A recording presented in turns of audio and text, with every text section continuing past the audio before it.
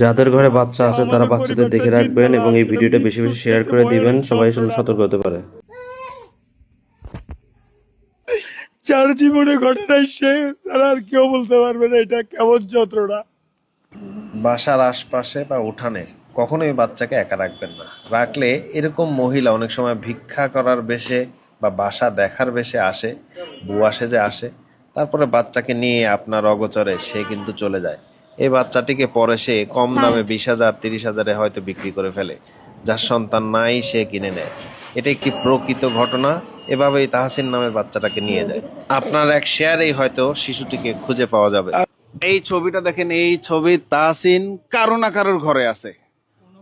হয়তো আপনার পরিচিত কারোর কাছে আছে, কেউ নিঃসন্তান সে কিনে নিছে, তাকে হয়তো ভুলভাল বুঝাইছে, এমনও হইতে পারে যে তার বাবা মা পালতে পারতেছে না, আমার কাছে দিয়ে দিছে। বিভিন্ন গল্প টল্প বলে কারো না কারোর কাছে আছে।